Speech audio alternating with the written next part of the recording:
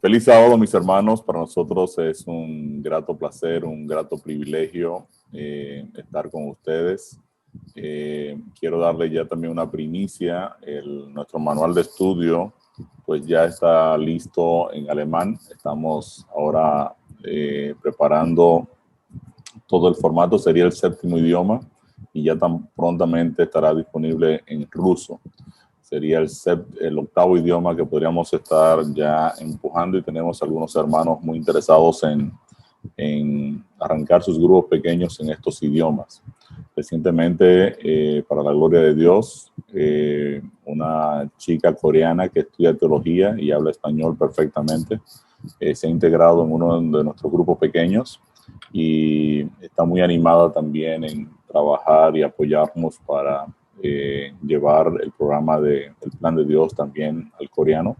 Así que queremos pedirle que oren por nosotros, por lo que el Señor ha estado haciendo. La verdad es que no teníamos nada de esto en la agenda, nunca lo tuvimos, y el Señor ha estado pues haciendo una labor que yo mismo me sorprendo.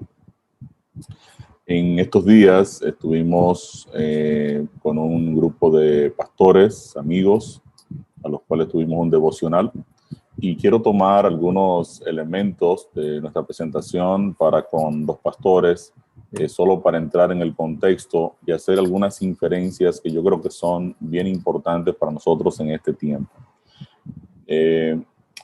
Básicamente estuvimos hablando de cuál es nuestro llamado, cuál es nuestro rol, sobre todo como laicos en esta obra de Dios. Y el tema, en el caso de los pastores, se titulaba ¿Por qué Dios contrata gerentes y no empleados? Dios contrata gerentes y no empleados.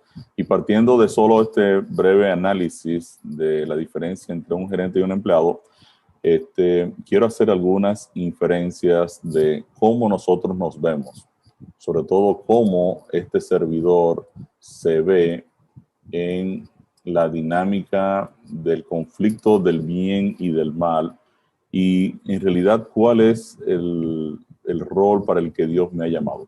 Esta es una pregunta que a mí me ha hecho reflexionar significativamente por varios años.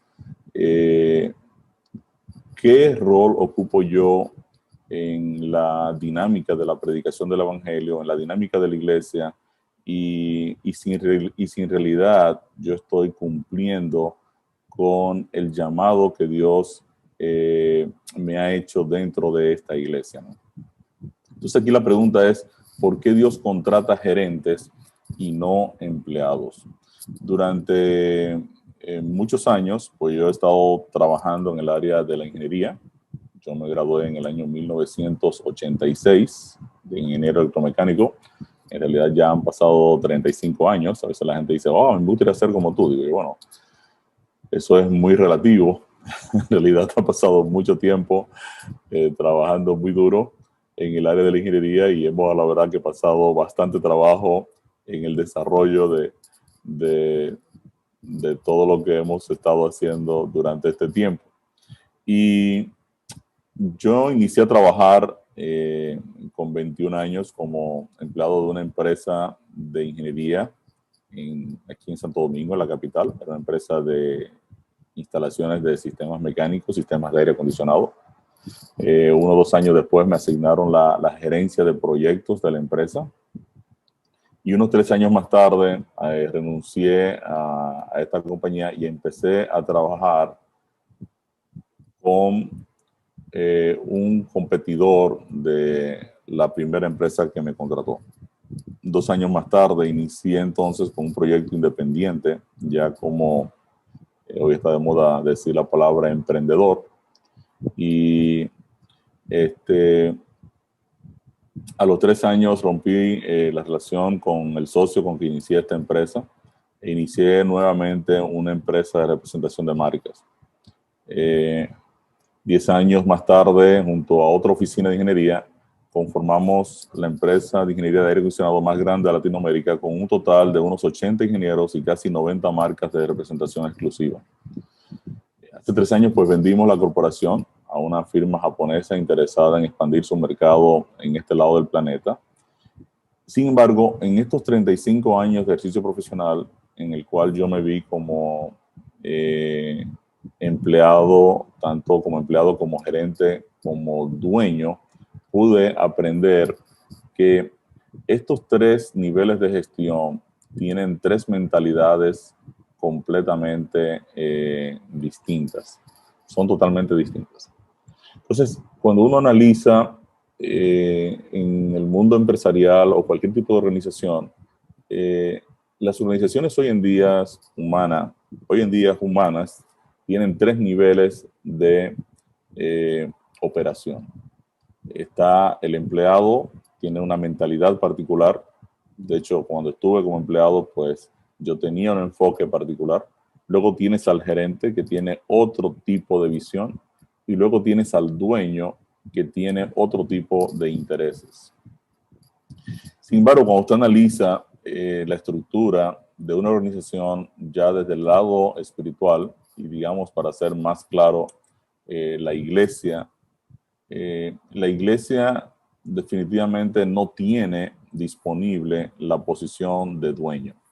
No existe la posición de dueño. Ese puesto ha sido tomado. No hay que optar por él. Dios es el dueño. Y no importa el nivel de calidad ni la experiencia que usted tenga, definitivamente esta posición ha sido tomada. Entonces quedan solo dos posiciones, la de gerencia y la de empleado. En 1 Corintios 4, 1 y 2, la palabra de Dios le dice a la iglesia, y quiero ser bien enfático con esto, la palabra de Dios le dice a la iglesia: así pues, téngannos los hombres por servidores de Cristo y administradores o icónomos, gerentes, mayordomos, administradores de los misterios de Dios. Ahora bien, se requiere de los administradores, de los oicónomos, que cada uno sea hallado fiel. Quiere decir que si usted analiza en detalle este texto, se va a dar cuenta que Dios contrata solo gerentes y que en la estructura de Dios, las personas, los que van a ocupar la posición de empleados, no son parte de la iglesia de Dios. En realidad, el mundo debe ver a los creyentes como los servidores y los gerentes de Dios. O sea, si hubiese una posición de empleado, que definitivamente no la hay, esta posición solo le corresponde a los incrédulos. Los incrédulos deben ver a cada creyente como un gerente, como un gerente de Dios. Y yo pienso que nosotros probablemente tengamos que hacer algunos cambios significativos como miembros de la Iglesia de Cristo. Porque en cierta manera, los miembros de nuestra iglesia, a los que llamamos laicos, para separarlos quizá de los pastores, que también es otro error, ya que laico significa pueblo de Dios, y los pastores son parte del pueblo de Dios. Obviamente los pastores son laicos también. Pero se ha hecho la costumbre de llamar laico al que no es pastor y pastor al que ejerce la función del pastorado. Cuando usted va a la palabra de Dios, se va a dar cuenta que en realidad Dios nos llama a todos a ser gerentes, a ser administradores. Y quienes deben estarnos viendo como gerentes debe ser el mundo. Los hombres que todavía no han entregado sus vidas a Cristo deben vernos como administradores de los misterios de Dios. Y la razón por la que Dios no contrata empleados es porque hay una gran diferencia entre la estructura mental del gerente y la estructura mental del empleado. Por ejemplo, les doy algunos tips. El gerente planifica procesos, el empleado realiza tareas. El gerente lidera equipos, el empleado recibe órdenes. Al gerente se le asignan proyectos, al empleado se le asigna un proceso. El gerente planifica los recursos, el empleado utiliza los recursos.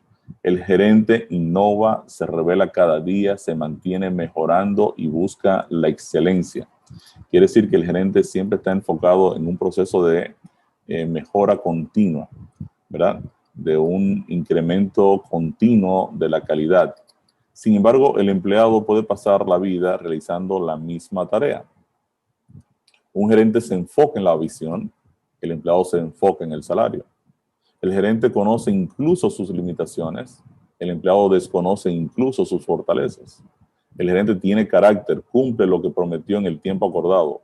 El empleado no necesariamente está comprometido.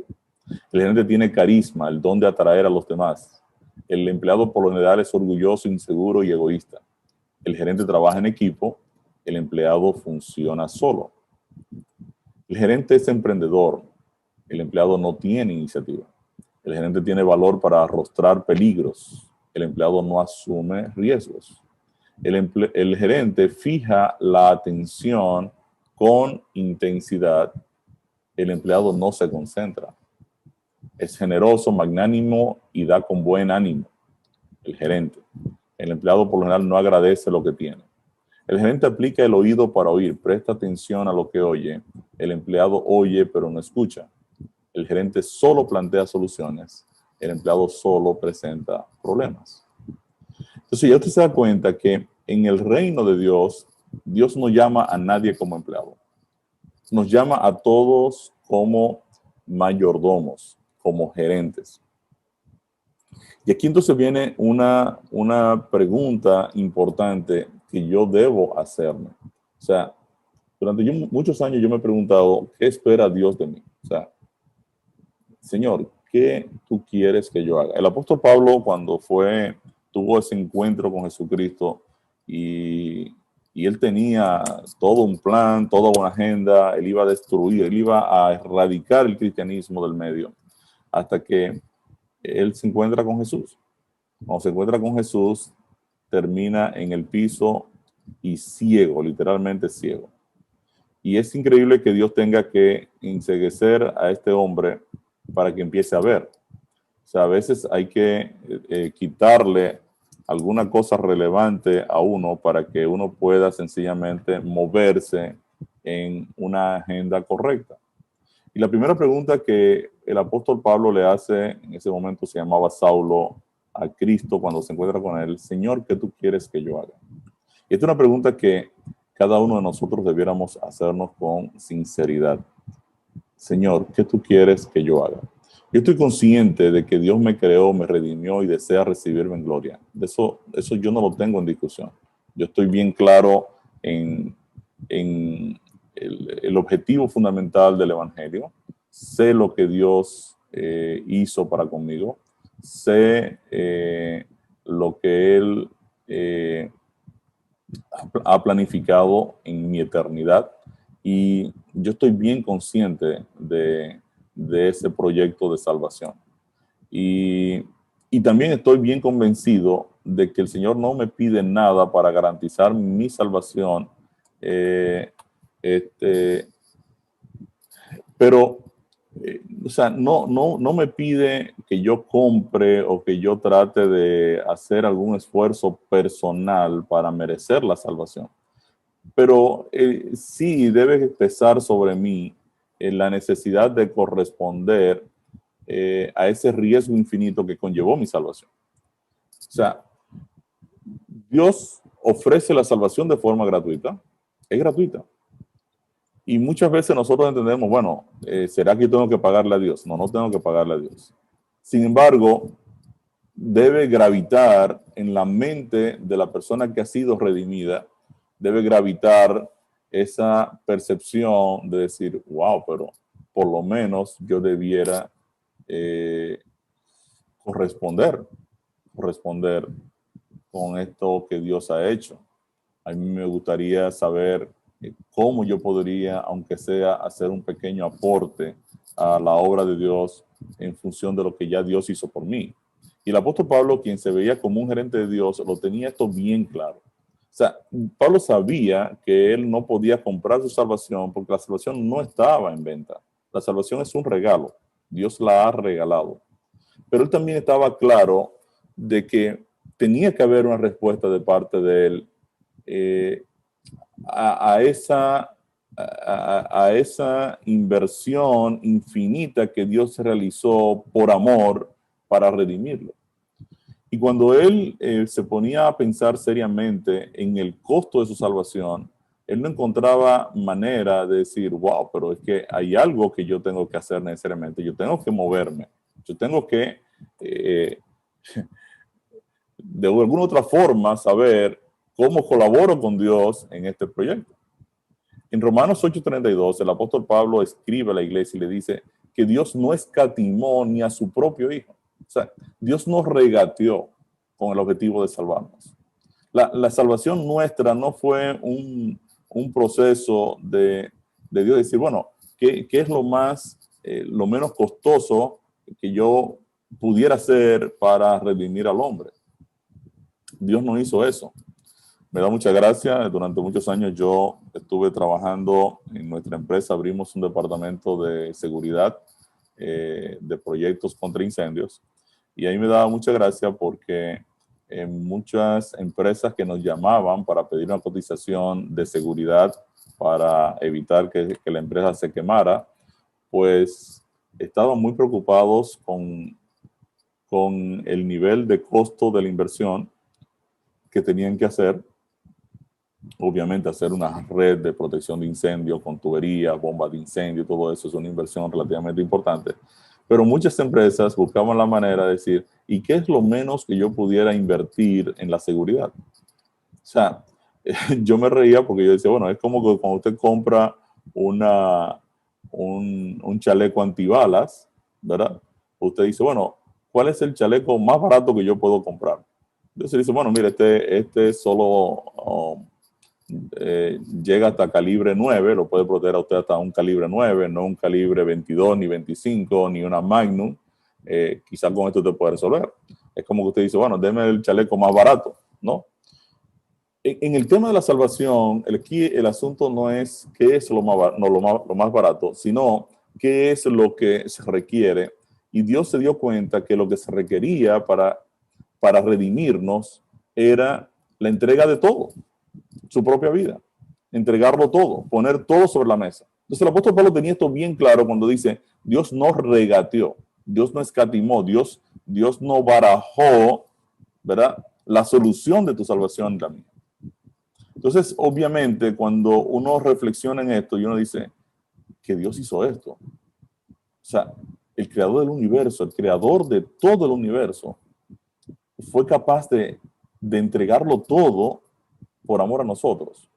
Entonces, en 2 Corintios 5, 14 y 15, él hace algo interesante y dice, el amor de Cristo nos obliga, nos constriñe, nos impele, nos debe empujar, nos debe hacer reflexionar y estar convencidos, y aquí estoy utilizando la nueva versión internacional que está en un lenguaje más moderno, el amor de Cristo nos obliga porque estamos convencidos de que uno murió por todos y por consiguiente todos hemos muerto, y Él murió por todos nosotros para que ahora que nosotros vivimos, ya no vivamos para nosotros, sino para el que murió por ellos y fue resucitado, para el que murió por nosotros y fue resucitado.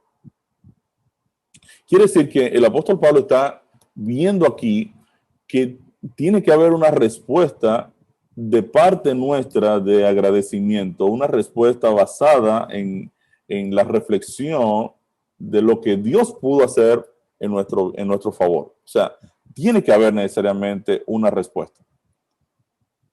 Y primera de Corintios 9:16, él declara, porque él se ve como un gerente, dice, pues si anuncio el evangelio no tengo por qué gloriarme, porque me es impuesta necesidad y hay de mí si no anunciar el evangelio. Para mí esto es extraordinario porque si nosotros hiciéramos un análisis en la iglesia cristiana primitiva, podríamos decir que en cierta manera los pastores de la iglesia cristiana primitiva eran los discípulos que estuvieron con Jesús y Pablo entraría a ser un laico, vendría a entrar en esa categoría. Si le pusiéramos etiqueta basado en lo que hoy estamos haciendo. Pero el apóstol Pablo no se ve como por debajo de los discípulos, sino que él está consciente de lo que costó su redención. Él está consciente de lo que hicieron en su favor y ahora él se impone la necesidad de anunciar el evangelio. Y sobre todo, bajo el entendido que él no está pagándole a Dios lo que ha hecho por él. Porque él dice, yo realmente no tengo por qué gloriarme. Esto no es que, wow, ahora yo sí he sido elegido y bueno, yo sí fui de los privilegiados a quienes Dios le ha revelado el Evangelio. Dice, no, no hay mérito en nosotros. No tengo gloria en nada de esto. Pero sí tengo una necesidad. Tengo la necesidad de anunciar el Evangelio. Y quiere esto decir que hay una marcada necesidad en corresponder a lo que Dios ha hecho por mí. Hay una marcada necesidad. Yo diariamente reflexiono viendo el gran esfuerzo que conlleva poder predicar el Evangelio, poder hacer que las personas también puedan tener una comprensión de lo que costó tu redención. O sea, ¿cuánto costó tu redención? O sea, en estos días me llamaba un pastor amigo y me decía que estaba bien preocupado porque los jóvenes de su iglesia se habían ido, están fríos, están apáticos, están renunciando al cristianismo. Entonces yo le decía, pero hazte un grupo con ellos, estudia, hazte un programa de discipulado, tienes que presentarles el evangelio, tú tienes que mostrarles incluso en su lenguaje, en el lenguaje juvenil, lo que costó, o sea, lo que implica ser cristiano. Es un privilegio. Hazte un grupo pequeño con ellos. No, yo sé que tengo que hacer un grupo, yo veo que tú estás trabajando en los grupos, pero tú sabes que el tiempo no nos da y entonces, y yo decía, pero es que tú tienes que obviamente ayudar a la gente a poder entender dónde ellos se encuentran, cuál es su realidad. Y eso solo lo puedes lograr entrando en contacto con la gente, pasando tiempo con ellos, discipulándolos. No hay forma de que tú puedas lograr que con programas o paños de agua tibia, tú vas a lograr que las personas puedan tener una visión clara de lo que implicó la salvación de ellos. Porque de verdad que yo estoy convencido que en la medida en que las personas puedan comprender la justificación, puedan comprender el costo de su redención, va a provocar en la mente de la persona el hecho de responder, de responder. El salmista decía en Salmo 116, ¿con qué pagaré a Jehová los beneficios que ha tenido para conmigo? Él decía, tomaré la copa de su salvación. O sea, para el salmista era bien importante buscar la manera de decir, wow, yo tengo que pagarle a Dios. Yo tengo que buscar la manera de corresponder. Y Dios le dice, no, es que tú no tienes que pagarme, es que la salvación es gratuita. Y dice, sí, pero que a mí me es impuesta necesidad. Entonces, ¿cuál es mi rol gerencial para el cual Dios me ha llamado? O sea, si Dios me llamó como mayordomo a esta iglesia, como gerente, entonces yo tengo que saber cuál es mi rol gerencial en la iglesia. Me llamó Dios para ser parte de una linda comunidad de hermanos que se reúnen para orar, leer la Biblia y recibir un mensaje cada sábado. En realidad ese es mi llamado, venir y sentarme en el banco de la iglesia cada sábado. ¿O hay un tipo de comunidad distinta en la mente de Dios y en la cual Él desea guiarnos? ¿Cuál es mi rol en esta comunidad llamada iglesia? ¿Dejarla como está? ¿O cuestionar lo que hacemos, medir los resultados e innovar? ¿Debo quedar estático o debo ser autocrítico y cuestionar lo que estoy o estamos haciendo a la luz de la palabra de Dios? Un pastor me dijo recientemente, deja las cosas como están, no puedes cuestionar lo que los ungidos del Señor realizan en su iglesia. Y yo me preguntaba, bueno, a veces cuando con probablemente buenas intenciones decimos o hacemos alguna cosa que Dios no ha mandado, podemos cometer graves errores. Les pongo un ejemplo. Nosotros acostumbrábamos a decir, hermanos, traigan los diezmos y las ofrendas que son del Señor. Pero eso no dice la Biblia. Las personas entendían al declarar esto, si los diezmos y las ofrendas son del Señor, ¿el resto del dinero de quién es? Pues es mío. Por eso no es lo que dice la Biblia. La Biblia dice que el 100% del dinero es de Dios. Sencillamente Dios nos instruye a destinar el 10% al alfolí para financiar su obra y la ofrenda a yo hacer una estimación de lo que Dios me ha bendecido para entonces yo decir al Señor, Señor, de la bendición que tú me has dado, yo quiero hacer este pacto especial contigo. Y es un pacto abierto que Dios te permite a ti establecerlo, el pacto de las ofrendas. Pero fíjense que con la buena intención de decir que los diezmos y las ofrendas son de Dios, nosotros estábamos metiendo en la mente de la persona que está escuchando la idea de que el resto del dinero es del donador, del donante. Cuando hemos dicho que los pastores son los ungidos de Dios, lo hemos dicho tanto que nos hemos olvidado que los miembros de iglesia, no pastores, han sido ungidos para el ministerio.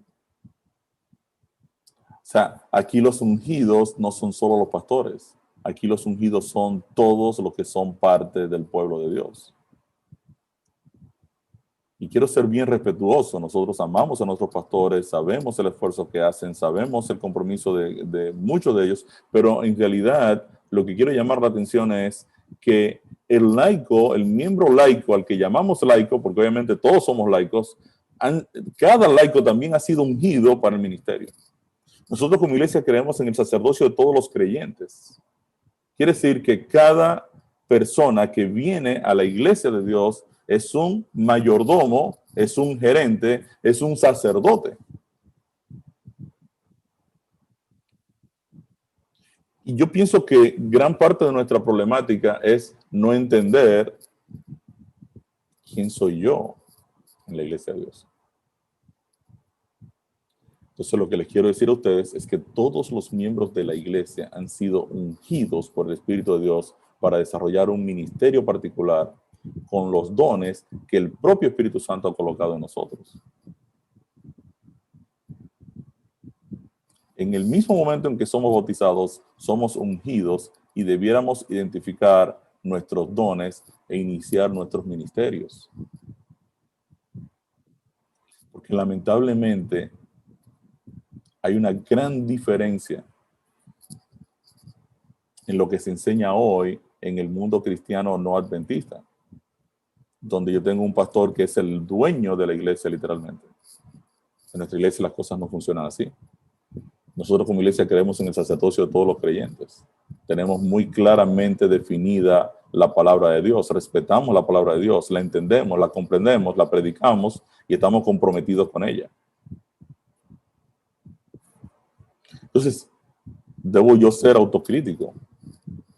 Pues claro, yo soy un gerente. Yo debo saber si algo no está bien para hacer el cambio. En el mismo momento en que nosotros somos bautizados, ya somos ungidos. Hemos sido ungidos para el ministerio.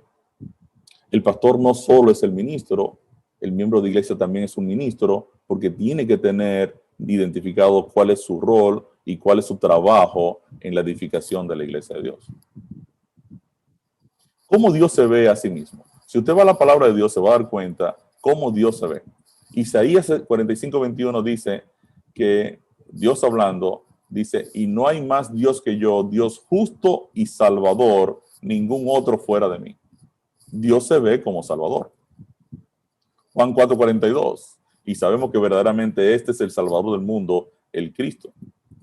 1 Timoteo 4:10 dice, por esto mismo trabajamos y sufrimos oprobio, porque esperamos en el Dios viviente, que es el salvador de todos los hombres, mayormente de los que creen. 2 Timoteo 1:8, 1, 9 y 10 dice que nosotros, según el propósito suyo y la gracia que nos fue dada en Cristo Jesús antes de los tiempos de los siglos, pero que ahora ha sido manifestada por la aparición de nuestro Salvador Jesucristo, el cual quitó la muerte y sacó a luz la vida y la inmortalidad por el Evangelio. Nosotros estamos esperando a este gran Salvador que viene a buscarnos. Tito 2, 11 al 13 presenta a nuestro gran Dios y Salvador Jesucristo. Primera de Juan 4, 14. Y nosotros hemos visto y testificamos que el Padre ha enviado al Hijo, el Salvador del mundo. Quiere decir que Dios se ve como un Salvador. Ahora, ¿cuál es su visión? Si Él se ve como dueño, como el Salvador del mundo, ¿cuál es la visión que Él tiene? Cuando usted va a 1 Timoteo 2, 3 y 4, que es un texto que lo usamos muchísimo en nuestro programa para hacerles recordar a las personas qué es lo que Dios quiere, nos vamos a dar cuenta que lo que Dios quiere es que todos los hombres sean salvos y vengan al conocimiento de la verdad. Eso es lo que Él quiere. Yo como gerente tengo que saber qué es lo que Dios quiere, porque el dueño quiere eso. Eso es lo que Él quiere. 1 Pedro 3:9 dice que Dios quiere que todos los hombres, quiere que todos vengan al arrepentimiento. Este texto no lo cambiamos. Dios quiere, es paciente con nosotros, no queriendo que nadie se pierda, sino que todos vengan al arrepentimiento. O sea, Dios desea que su salvación alcance a todo el mundo, porque Él se ve como el Salvador. Si Él es el dueño y se ve como el Salvador, Él nos está diciendo a nosotros a dónde alcanza su visión. Salmo 67:2 no es un asunto del Nuevo Testamento. Salmo 67, en el Antiguo Testamento Dios está diciendo, para que sea conocido en la tierra tu camino, en todas las naciones tu salvación. Ya la visión de una salvación que alcanza al mundo entero está desde siempre en toda la palabra de Dios. Isaías 45:22, Dios dice, mirad a mí y sed salvos todos los términos de la tierra, porque yo soy Dios y no hay más. Lucas 24:45 al 49, dice, así está escrito y así fue necesario que el Cristo padeciese y resucitase de los muertos al tercer día y que se predicase en su nombre el arrepentimiento y el perdón de pecados en todas las naciones, comenzando desde Jerusalén. Es una visión global. Hechos 1:8, Jesús le dice a los discípulos, ustedes recibirán poder, vendrá sobre ustedes el Espíritu Santo y yo quiero que ustedes testifiquen en toda Judea, en Samaria, pero también que vayan hasta lo último de la tierra. Obviamente, nosotros como gerentes ya tenemos claro que este es un proyecto global. No es un proyecto puntual. Una siembra global del Evangelio requiere un plan de integración total de la iglesia y un compromiso de todos nosotros. Esta idea de un compromiso con la predicación del Evangelio serio, profundo, estaba bien definido en la mente de la iglesia primitiva. El apóstol Pablo escribe en el libro, en la carta a los Romanos, capítulo 1, versículo 8, y dice, primeramente doy gracias a mi Dios mediante Jesucristo con respecto a todos vosotros, de que vuestra fe se divulga por todo el mundo. ¡Wow! El libro de los Romanos fue escrito en el año 57 después de Cristo, 26 años después que Cristo asciende a los cielos, y ya el apóstol Pablo está diciendo que la iglesia tenía un enfoque de predicación global. No era puntual, era global. 1 Tesalonicenses 1, 8, 9 dice, porque partiendo de vosotros ha sido divulgada la palabra del Señor, no solo en Macedonia y Acaya, sino que también en todo lugar vuestra fe en Dios se ha extendido. Tito 1, 5 y 9. El apóstol Pablo monitoreaba a la iglesia. Y le dice a Tito, Tito, por esta causa te dejé en Creta para que corrigieses lo deficiente y establecieses ancianos en cada ciudad, así como yo te mandé, ancianos que fueren irreprensibles, maridos de una sola mujer, que tengan hijos creyentes, que no estén acusados de disolución ni de rebeldía, porque es necesario que el obispo sea irreprensible como administrador de Dios, no soberbio, no iracundo, no dado al vino, no pendenciero, no codicioso de ganancias deshonestas, sino hospedador, amante de lo bueno, sobrio, justo, santo, dueño de sí mismo, retenedor de la palabra fiel, tal como ha sido enseñada, para que también pueda exhortar con sana enseñanza y convencer a los que contradicen. Quiere decir que la iglesia tenía claramente definida cuál era su rol. Y el apóstol Pablo y Tito, que están aquí funcionando como pastores, sabían que tenían que corregir lo que estaba deficiente. Y ellos se veían como verdaderos gestores de plantar iglesias con administradores, con gerentes. Mira aquí, administradores. Administradores de Dios, pero preparados, enseñados en la palabra, para convencer a los que contradicen. Quiere decir entonces que la iglesia cristiana primitiva sabía muy bien cómo se corta el bizcocho. Ellos sabían muy bien qué tenían que hacer. Y las cosas que estaban deficientes sabían que había que corregirlas. Quiere decir que ellos eran autocríticos. Si nosotros estamos llamados por Dios a una gerencia de un proyecto global, entonces yo tengo que saber cuál es mi rol y ver qué cosas tengo que corregir desde mi vida personal hasta la vida misma de la iglesia. Según Timoteo 2:2, el apóstol Pablo le escribe a Timoteo y le dice: lo que has oído de mí ante muchos testigos, esto encarga a hombres fieles que sean idóneos para enseñar también a otros. Quiere decir que ahora hay un proceso aquí de enseñanza. Y el ministerio pastoral debe, como gerentes de Dios en el área pastoral, debe enfocarse en entrenar y enseñar a los demás administradores, miembros, a reconocer cuáles son sus dones y cuáles son sus trabajos y sus ministerios en la edificación de la iglesia de Dios. Un proyecto global requiere una planificación global, una planificación seria, una planificación bien llevada, bien analizada. Usted no siembra 500 tareas de terreno de la misma manera como siembra un huerto que usted hace en su casa. Son estructuras distintas. Hay que llevar el agua a 500 tareas. Hay que preparar el abono a 500 tareas. Hay que tener obreros que siembren para 500 tareas. En 500 tareas le caben casi 60,000 plantas. Para usted sembrar 60,000 plantas, usted necesita un ejército de obreros que estén sembrando. Una visión macro de la predicación del evangelio conlleva entonces una planificación macro. Yo tengo que saber qué le vamos a enseñar, qué le vamos a dar a cada uno de estos obreros para que a su vez se conviertan en gerentes, porque a eso fue que fueron llamados. En su libro Revolución en la Iglesia, el pastor Russell Borges declara: el Espíritu Santo no se nos concede para crear cálidos sentimientos, sino para restaurar en nosotros el poder para testificar. Por eso es difícil imaginar el derramamiento del Espíritu Santo sin que los laicos se hayan instruido e integrado a la obra de la iglesia.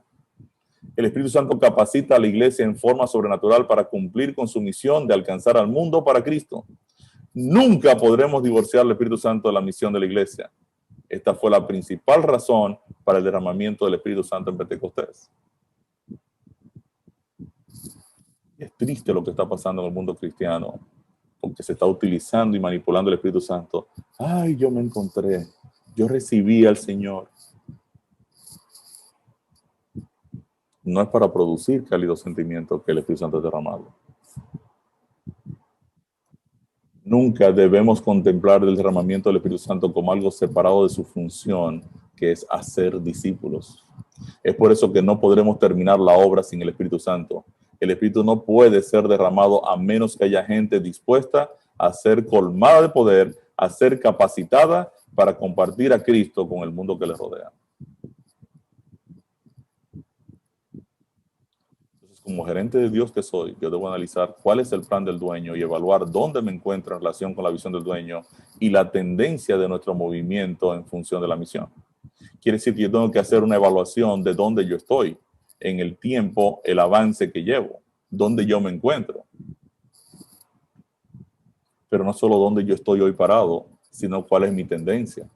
Porque la tendencia es más importante que el lugar donde me encuentro. Pero ¿y cómo la tendencia es más importante? Claro, cuando usted hace una labor de gerencia, se va a dar cuenta que no es solo importante el lugar donde usted se encuentra, sino cómo usted se está moviendo en ese lugar, qué trayectoria usted lleva. Porque yo puedo estarme moviendo hacia arriba, me encontraba aquí el año pasado y ahora estoy acá, qué bueno, o puedo estar aquí y vengo descendiendo, qué malo. Entonces no es solo cómo, no es solo dónde yo estoy, sino dónde estaba antes y dónde estoy ahora. Israel pasó por una etapa donde Dios le pidió que se reinventara. Interesante esto. En Jeremías 6:16 usted se da cuenta que Dios le dice a su pueblo, párense en los caminos y miren y pregunten por las sendas antiguas cuál sea el buen camino y anden por él. Y ustedes van a hallar descanso para vuestras almas. Mas ellos dijeron, no andaremos. Malos gerentes. ¿Ves? Dios le dice, tienen que pararse. Una de las mejores decisiones que hace una empresa, una organización, es detener la operación y decir, ¿dónde estamos? ¿Dónde queríamos estar para esta fecha? ¿Por qué no estamos ahí o por qué estamos acá? ¿O nos pasamos o no nos pasamos? Quiere decir que es importantísimo pararse. Se llama reingeniería. Es yo saber dónde estoy y de dónde vengo y para dónde voy. Y si donde estoy, en realidad estoy encaminado hacia el objetivo que me había propuesto, o si sencillamente estoy fuera del objetivo. Y Dios le dice a la iglesia, le dice a su pueblo, deténganse, pregunten nuevamente, busquen consejo y pregunten por el buen camino, pero pregunten en las sendas antiguas. Quiere decir que es una buena reflexión yo irme a qué hacía la iglesia cristiana primitiva y copiar ese modelo. Porque ese es un buen modelo. Si en 26 años, desde el 31 al 57, el apóstol Pablo dice que la fe ya estaba divulgándose en el mundo entero, yo tengo que saber qué estaban haciendo bien los primeros hermanos cristianos, porque les dio resultado. Y si hacemos eso, vamos a encontrar descanso para nuestras almas, a menos que le digamos a Jehová, no andaremos. Este es un tema bien serio, bien serio. O sea, cuando hablamos del Evangelio, estamos hablando de eternidad, estamos hablando de la salvación de la gente que nos rodea. Estamos metiéndonos ahora en camisa de 11 varas, como decimos.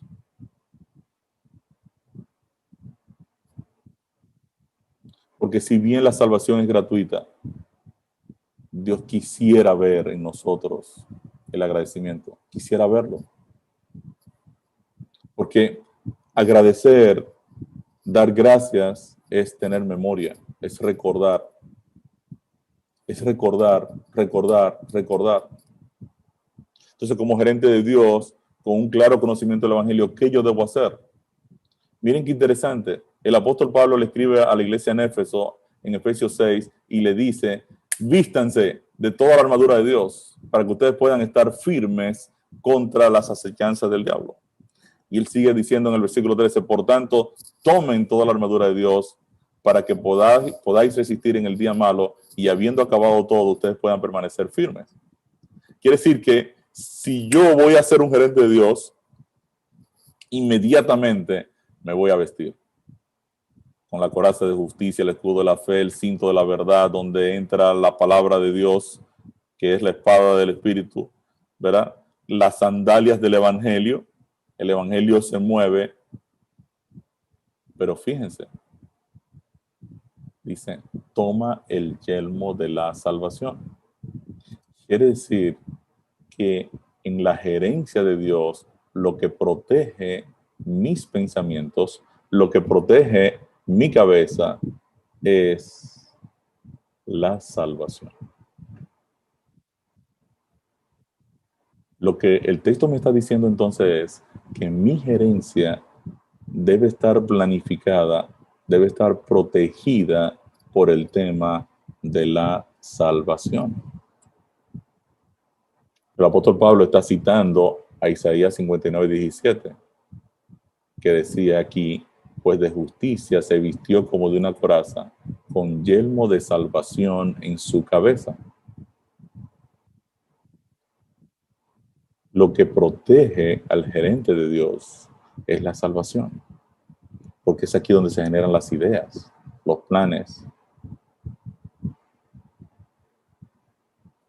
A través de toda la palabra, Dios le pide a sus gerentes qué es lo que Él quiere que hagan.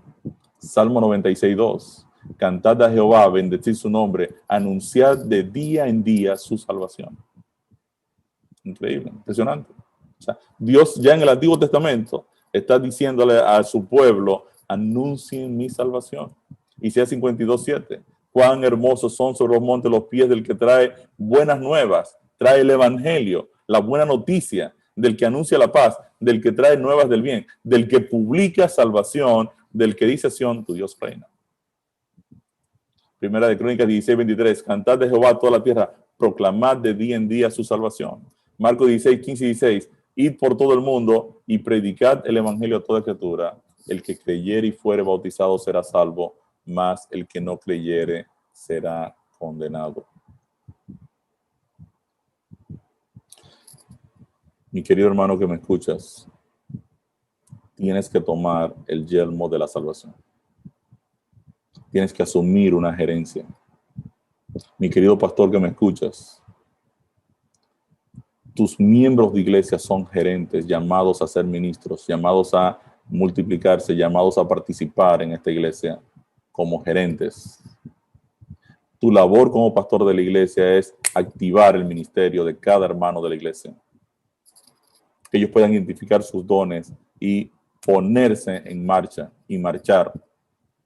La iglesia no es un lugar para traer gente a estar sentadas, es un lugar para entrenar a las personas y habilitarlas y capacitarlas para un ministerio, para una siembra global que hay que desarrollar.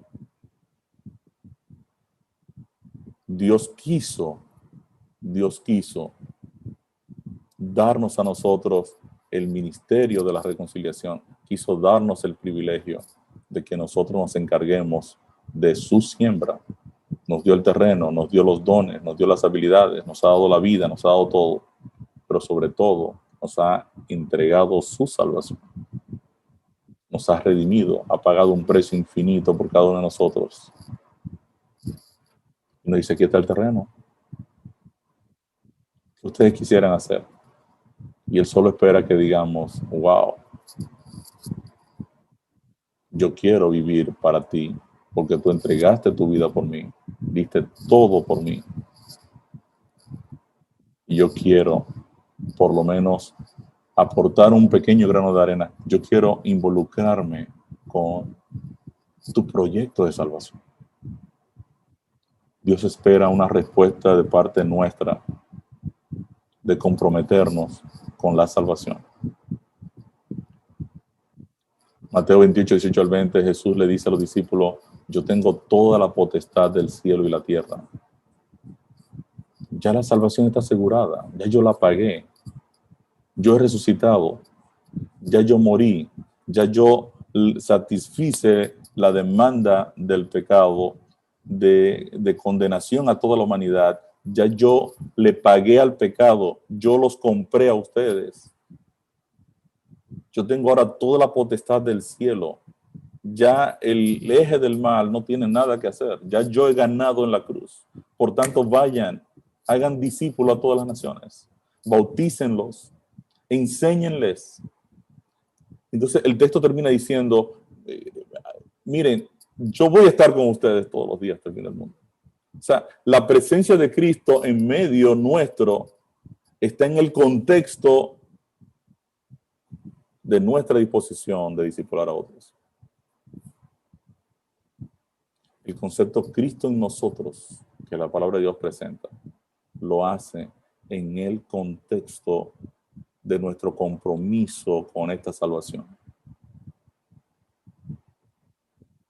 Yo quiero esta mañana decirte, mi querido, que te pongas el yelmo de la salvación. Empiezas a pensar en salvación. Empiezas a pensar en la salvación tuya, de tu esposa, de tu esposo, de tus hijos, de tus hermanos, de tus amigos. Cúbrete tu cabeza con el yelmo de la salvación. Empiezas ahora a decir, Dios mío, pero soy un gerente. Sí, eres un gerente. Y eres un gerente llamado, llamado a hacer un ministerio, a desarrollar un ministerio. Tienes que saber cuáles son tus dones. Tienes que saber qué tiempo vas a dedicar, porque Dios te ha asignado a ti una labor, un trabajo en esta iglesia. Y si al final nosotros no estamos decididos a involucrarnos, habrá unos pocos que sí lo harán. Le decía Jonatán a su escudero en 1 Samuel 14:6, no es difícil para Jehová salvar con muchos o salvar con pocos. Así que hoy, en esta mañana, tenemos 69 gerentes en este chat. Cristo empezó con 12. Aquí tenemos 69. Aquí somos 5 veces más que la cantidad con la que Cristo inició. Comprometámonos, mis queridos. Asumamos esta bellísima responsabilidad que Dios nos ha asignado y salgamos a predicar esta gran salvación que nuestro Dios nos ha dado. Querido Dios y Padre Celestial, te damos gracias, oh Señor, por tu palabra. Te damos gracias, oh Señor, porque en ella tú has definido para qué nos llamaste a esta iglesia. Nos llamaste como mayordomos, nos llamaste como oikónomos, nos llamaste como gerentes tuyos para desarrollar un ministerio. Queremos pedirte, oh Señor, que tanto los pastores como los miembros de iglesia, todos podamos entender cuál es nuestro llamado y cuál es nuestra gestión gerencial, para que todos nos involucremos en nuestros ministerios, los cuales ya tú decidiste desde antes de la fundación del mundo y lo planificaste para cada uno de nosotros. Que así como tú has declarado, le declaraste a Jeremías, antes de que naciese te conocí, te di por profeta a las naciones. Nosotros podamos entender que aún antes de nosotros venir a este planeta, ya tú nos habías llamado al ministerio. Enséñanos a cambiar el discurso. Enséñanos a entender que todos hemos sido ungidos para involucrarnos con la predicación de tu palabra. Enséñale claramente el rol gerencial a cada pastor de esta iglesia para que se pueda involucrar y se pueda comprometer a lograr que cada miembro de iglesia se active en su gerencia, se convierta en un verdadero mayordomo tuyo, en un verdadero gerente tuyo. Que cada uno de nosotros, oh Señor, pueda cubrir su cabeza, su mente, sus pensamientos, sus ideas, sus planes con el yelmo de tu salvación. Gracias te damos, oh Dios, por esa salvación extraordinaria que tú nos diste en Cristo Jesús.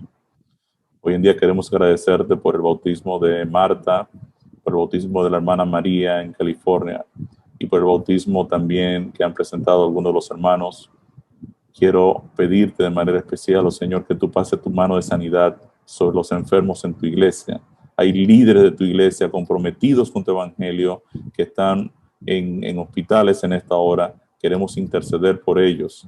Quiero interceder por Carmen Patricia, que nos invitó al programa de Los Ángeles y hoy está en una cama, oh Dios. Yo quiero pedirte que tú traigas sanidad a su vida. Quiero pedirte también que tú sigas mejorando a Loren y la habilites y la capacites por completo. Pero quiero pedirte sobre todo por nuestra sanidad espiritual. Estamos enfermos, Señor, y necesitamos que tu unción especial nos despierte, nos levante de la apatía, nos levante de ser cristianos mediocres a ser personas comprometidas, gerentes activos en la predicación de tu evangelio. Síguenos bendiciendo, Dios, en este tu día santo. Acompáñanos y danos el gozo de saber que tú nos escogiste para salvación, pero también nos has dado el privilegio de compartir tu mensaje, compartir tu palabra a este mundo que perece. Ayúdanos, oh Señor, a que este mundo pueda vernos a nosotros como verdaderos gerentes o icónomos de tus misterios y que ellos también puedan pasar de simples empleados sin esperanza a verdaderos gerentes del reino de los cielos. Gracias, Señor, en el nombre de Jesús te lo pedimos. Amén.